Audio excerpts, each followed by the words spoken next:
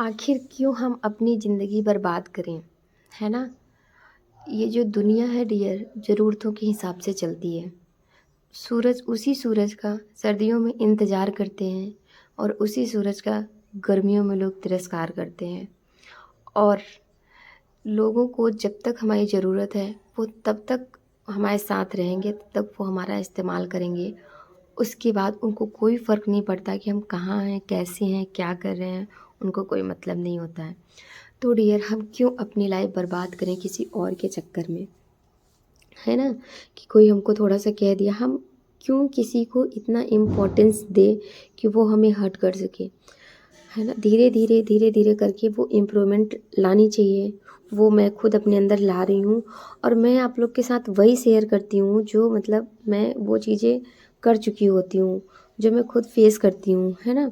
और उस चीज़ से बाहर निकल आती हूँ, तो मुझे लगता है कि ये चीज़ें आप लोग के साथ शेयर करनी चाहिए। तो यहाँ पे जो भी चीज़ें होती हैं ना, जो लाइफ में प्रॉब्लम्स होती हैं या पढ़ाई हो गई, जो भी टाइम होता है, तो अपनी चीज़ें अपने हिसाब से लोगों को करना चाहिए।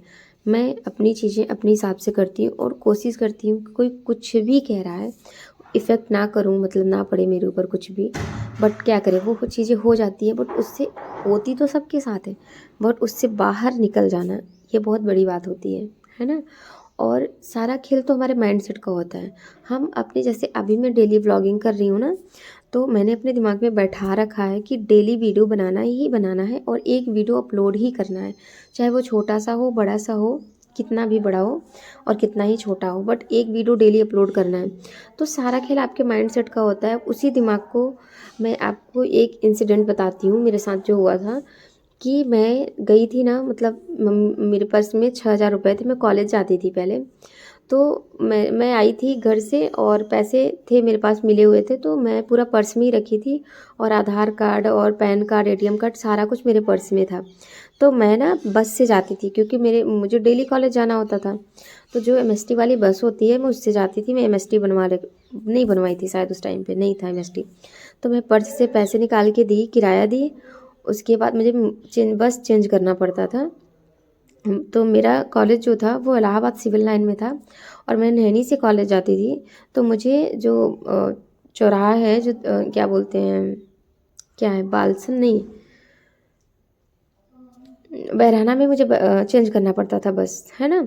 तो मैं वहाँ पे उसको किराया दी। मैं पहले सिविल लाइन से आई बहराना, बहराना से मैं उसको चेंज दी, किराया दी।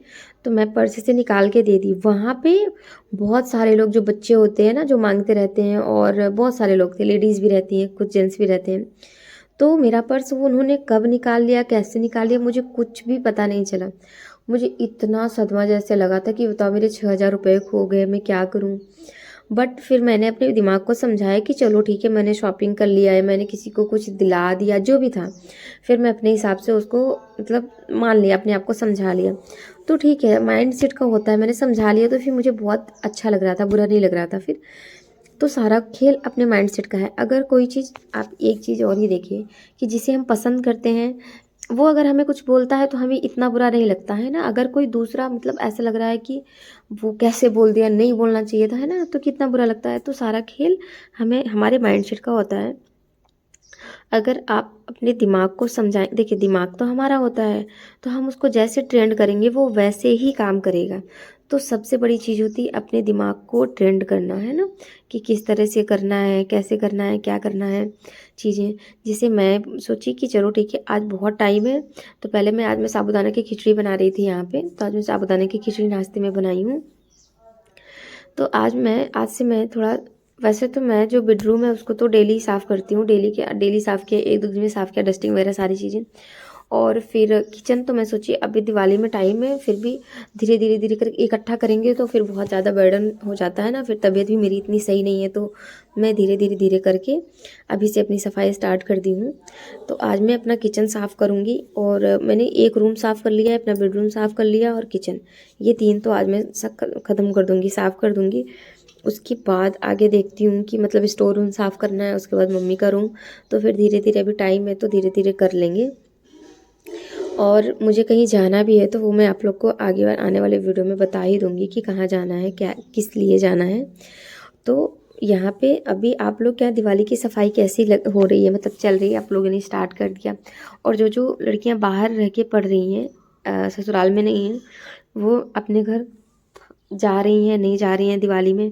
क्योंकि देखिए अभी तो कोई वैकेंसी आ नहीं रही है, कोई वैकेंसी नहीं आ रही है, इसीलिए मैं भी नहीं हटी हूँ।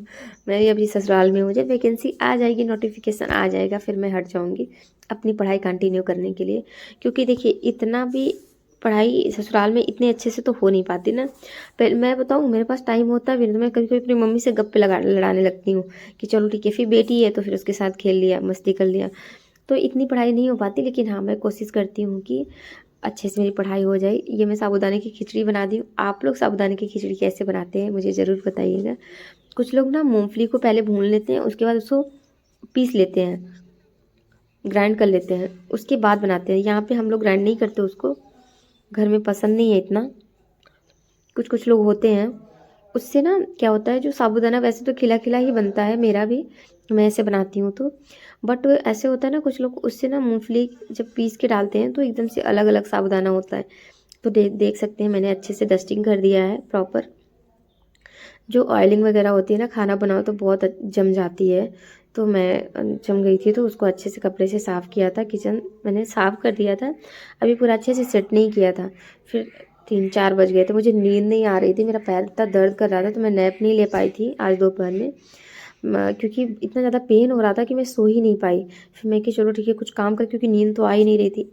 जब पेन कर रहा है तो पढ़ाई भी नहीं होगी। तो आज मैं बेडशीट चेंज कर रही थी और ये गद्दा वद्दा सब बाहर रखी हुई थी धूप में, कि थोड़ी धूप लग जाए।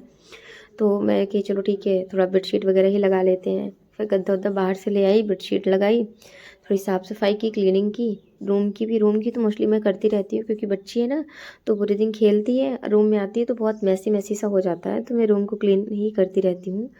मोस्टली डेली करना ही पड़ता है, बट ठीक है डीप क्लीनिंग 1-2 दिन करते हैं तो ज़्यादा वो भी नहीं होता कि चलो ठीक है एकदम से बहुत परेशान होना है। डीप क्लीनिंग करती रहती हूँ तो फिर ठीक ही रहता है। मैं बताऊँ मेरे रूम की डेली सफाई क्यों हो जाती है? क्योंकि मेरे रूम में ना उस तरह वाली जो अलमारी होती है ना, मतलब जो दीवार में ही होती है, वो वाली अलमारी नहीं है। तो इतना सामान ना ऐसे बाहर नहीं रखा होता है कि चलो ठीक है बाहर रख दिया इस तरह। तो कोई भी सामान, सारी चीज़ें अंदर होती हैं तो इतना ज़्यादा बर्डन नहीं होता, या इतना बोरिंग नहीं लगता कि जो, और मतलब कौन सामान हटाएगा फिर क्या करेगा। एक ही मेज़ है मेरी स्टडी टेबल, मैंने उसको ठीक वो जब इधर उधर पढ़ती हूँ तभी ठीक कर देती हूँ, है ना। और एक साइड टेबल है उस साइड, तो वहाँ पे दवा ववा रखी रहती है जो भी है, तो उसको थोड़ा सा सेट कर दिया। बाकी ठीक है, झाड़ू लगा लिया, पोछा लगा लिया, थोड़ा बहुत डस्टिंग कर दिया, जैसे ड्रेसिंग वगैरह हो गया ऊपर ऊपर से, बस हो गया। बाकी कुछ करना ही नहीं होता रूम का, तो रूम में तो हो ही जाता है अच्छे से। आप लोग के साथ कैसा होता है? और आप लोग को क्या लगता है कि मतलब रूम में वो वाली अलमारी होनी चाहिए? पता है आपको, हम इंडियन लोग ना, यहाँ तो कूलर और फ्रिज ये सारी चीज़ें तो बसती नहीं है ना, उसके ऊपर घर में है कितनी भी चीज़ें हैं। तभी मेरे यहाँ तो कूलर है ना, तो कूलर के ऊपर भी कोई मोर्टीन रख देगा, कोई अपना फ़ोन रख दिया, कोई दवा रख दिया। जैसे मैं खुद ही दवा रख देती हूँ। मम्मी जैसे इस टाइम पे अदरक गीली आती है तो मम्मी उसको धुल के फिर हवा में रखने के चक्कर में मम्मी फ्रिज के ऊपर जो कूलर के ऊपर अदरक भी रख देती है। तो होता है ऐसे ऐसे, मतलब मेरे यहाँ तो होता है, मुझे लगता है मोस्टली हर किसी के यहाँ ही होता होगा कि कोई भी चीज़ बचती नहीं है। तो इसीलिए ना जो रूम है, जो घर है, वो बहुत अजीब सा पड़ा होता है हम लोगों का। लेकिन क्या करें, हो गया घर है, अपना घर तो अपना होता है ना। जब रेंट का घर होता है तो लिमिटेड स्पेस होते हैं, लिमिटेड स्पेस होते हैं, तो फिर लोग बहुत चीज़ें ऐसे रख रख के सेट कर करके पूरे दिन वही करते रहते हैं ना। और कम स्पेस होता है ना तो लोग एडजस्ट करके चीज़ें रखते हैं, तो बहुत मैसी मैसी सा नहीं लगता है।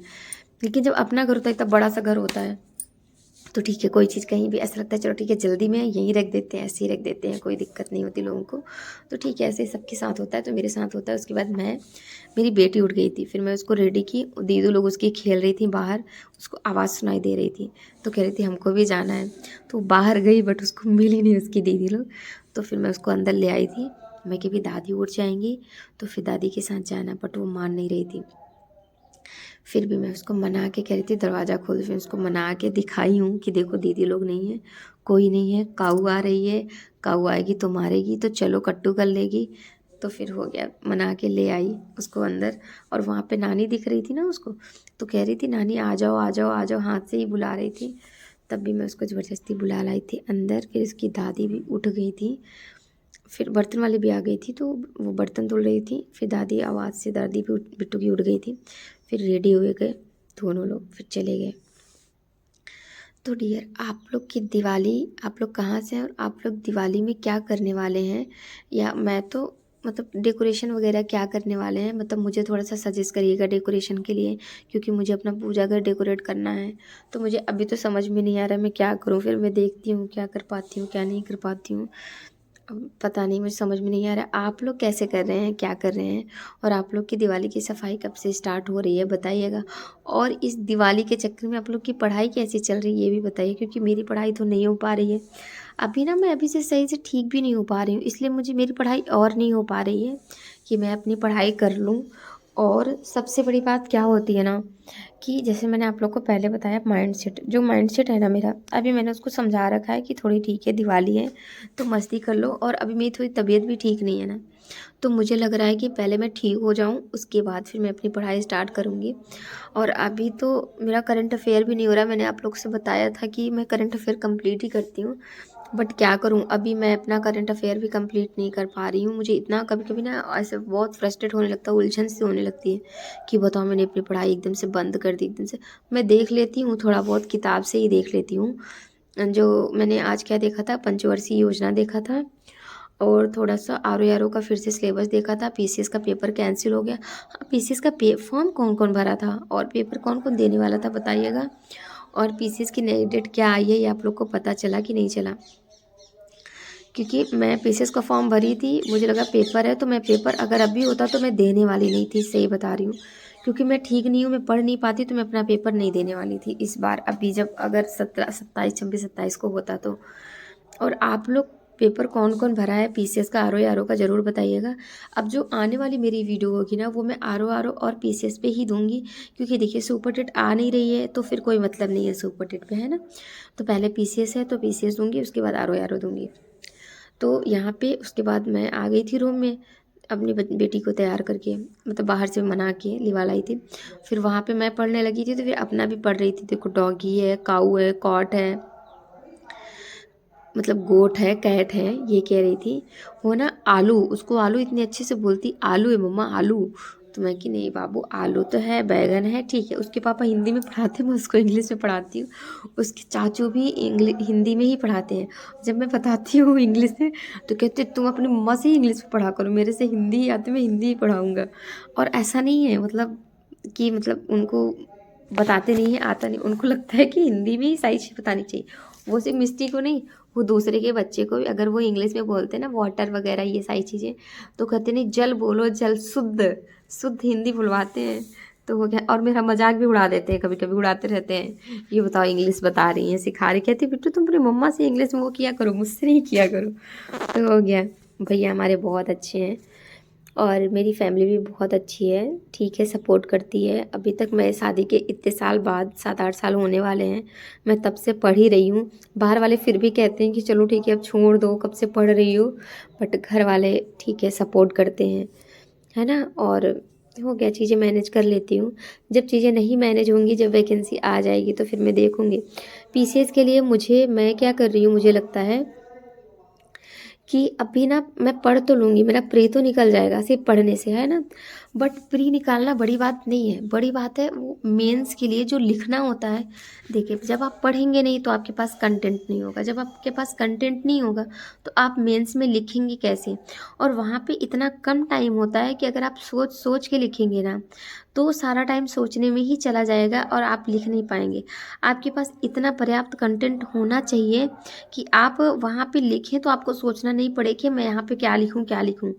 तो सबसे पहले है कि आप अच्छे से पूरे से डिटेल से पढ़ लीजिए, पढ़ना, और फिर वो जो टाइमिंग होता है उस टाइमिंग में आंसर को लिखना बहुत बड़ी बात होती है।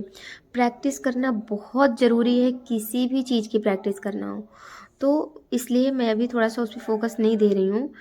और मैं थोड़ा सा पहले मैं सोच रही थी टीचर ही बन जाऊं, उसके बाद मैं देखूंगी एक मतलब स्टेबिलिटी आ जाए कि चलो एक जॉब मिल गई, सरकारी नौकरी मिल गई। यहाँ पे मैं रेडी हो गई थी, मुझे थ्रेडिंग बनवाने जाना था, तो मैं और बिट्टू, हम आप बेटी को, हम दोनों जाएंगे थ्रेडिंग बनवाने। और आप लोग कैसे मतलब क्या कर रहे हैं पीसेस के लिए, कैसे करते हैं, थोड़ा मुझे भी सजेस्ट करिएगा। क्योंकि देखिए हर कोई इंसान परफेक्ट तो होता नहीं है, तो मेरे साथ भी चीज़ें होती हैं, अप डाउन होते ही रहते हैं, तो चीज़ें धीरे धीरे इधर उधर हो जाती हैं। तो आप लोग पीसेस का एग्ज़ाम देने वाले हैं, कौन कौन देने वाला है, कैसे देने वाला है, कैसे मैनेज करता है अपनी चीज़ें, आप लोग ज़रूर बताइएगा। यहाँ पे ठीक है, मैं आ गई थी, देखिए मैं किचन साफ़ की थी, तो मैं कि चलो ठीक है, आप किचन साफ़ करने के बाद भी आप लोग को दिखा दूँ। ज़्यादा कुछ चेंजेस तो नहीं आए हैं, लेकिन थोड़ा थोड़ा मैंने कर दिया है, क्योंकि चीज़ें तो वही हैं, मैंने सिर्फ डस्टिंग ही तो की है और क्या ही किया है ना। तो आप लोग कैसे करते हैं बताइएगा मुझे ज़रूर, ठीक है। बाय।